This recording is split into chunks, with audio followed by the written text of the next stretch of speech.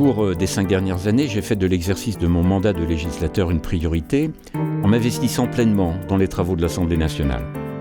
Aujourd'hui, alors que j'ai pris la décision d'être candidat à l'élection législative des 11 et 18 juin 2017, vous attendez de moi que je m'explique sur mon action en tant que parlementaire.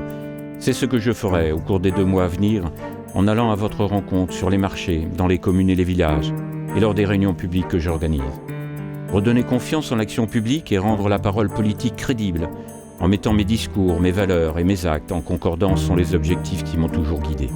Depuis juillet 2012, j'ai le grand honneur d'être président de la Commission du développement durable et de l'aménagement du territoire.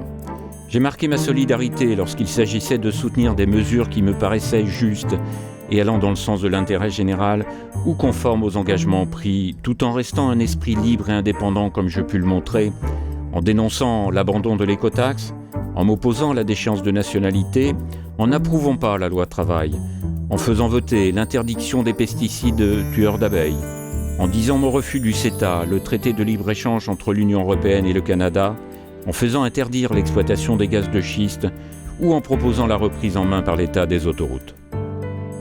Au-delà de ces missions nationales, je me suis toujours passionné pour la défense de notre département, qui recèle tant d'atouts afin qu'il puisse continuer à exister, à se développer et que ses habitants soient fiers de ce qu'ils sont et de ce qu'ils font.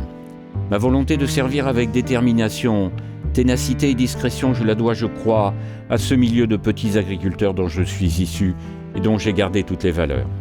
S'il est vrai que depuis plusieurs dizaines d'années, j'exerce des responsabilités électives, ce ne fut jamais une fin en soi, les mandats n'ayant eu d'intérêt pour moi que parce qu'ils permettent d'agir. Très tôt, j'ai considéré qu'il était essentiel de partager les responsabilités et ainsi de lutter contre le cumul des mandats afin de redynamiser la vie publique et la vie politique.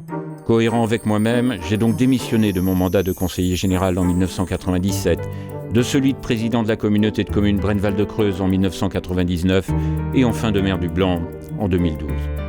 À l'occasion de la prochaine élection législative, ma candidature se fera sous le signe de la fidélité.